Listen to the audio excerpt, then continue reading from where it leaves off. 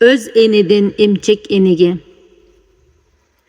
Мекке шаарында жаңы төрөлгөн ымыркайларды жайлоолордо жашаган эмчек энелерге берүү ошол кездеги абдан кеңири тараган салт болчу.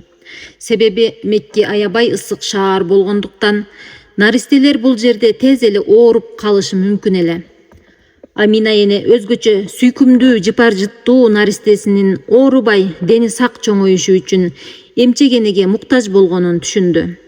Болочок пайгамбардын салкын жайлоодо дени сак болуп чоңоюшу үчүн наристенин чоң атасы менен кеңешти.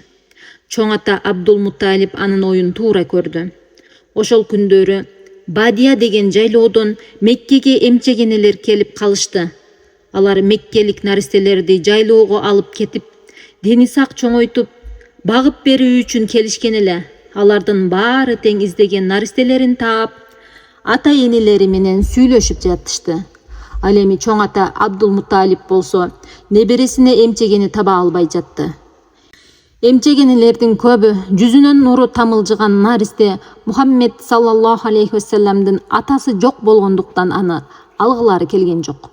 Эгерде алар аны көрүшкөндө ошол замат макул болушмак, нур жүздүү наристени алмайынча ал жерден эч жакка кетишмек эмес. Бадиядан келген энелердин эң артында картаң эшеги менен калып калган бир эне бар эле. Жолдошу экөө Меккеге эң акырында жетип, көчөлөрдү кыдыра башташат. Көкүрөгүндө бир тамчы да сүт калбагандай болот.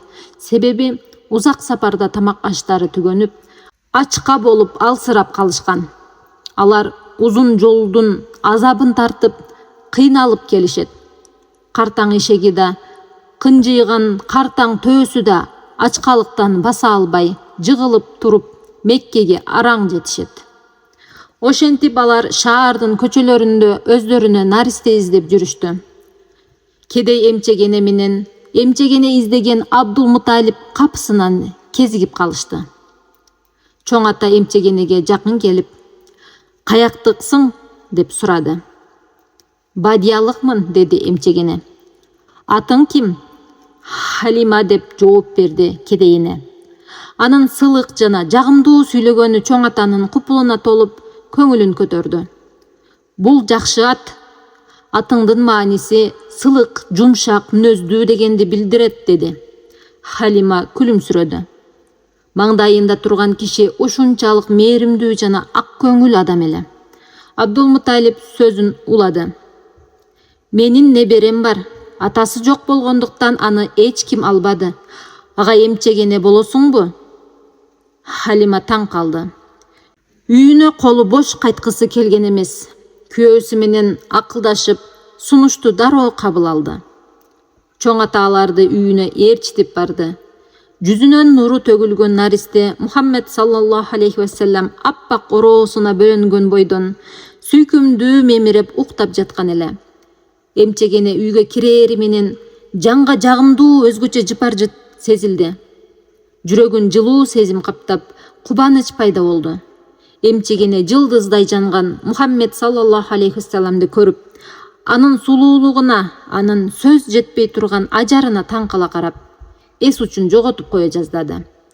Дал ошол учурда өзгөчө сүйкүмдүү наристе көздөрүн ачып, эмчек энесин тааныгансып, ууртуунан жылмайып койду. Халима эне көргөн көзүнө ишене албай, кубанычы койнуна батпай, аны бооруна кысып, дароо эмизүүгө ашыкты. Таң калыштуу. Эмчеги ийип, сүтү мол чыкты.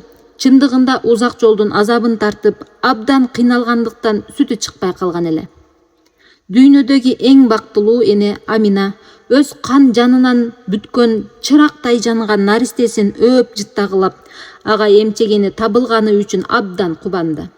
Себеби эми нур жүздүү наристеси өзү каалагандай чоңоймок. Даярдыктарын көрүп, Халимага белек бекчектерин берди. Наристесин өз колу менен эмчек энеге тапшырды. Ал жыпар-жыттуу наристесин жараткан Аллах өзү коргой тургандыгын билчү эле. Ошентип энеси менен чоң атасы асман жерде макталып, даңкталчу, жараткандын эң сүйүктүү элчисин sallallahu aleyhi ve sellem'di. Allah Taala'nın özüne amanat tapşırıp emçek enesi menen jaylоого жөнөтүштү.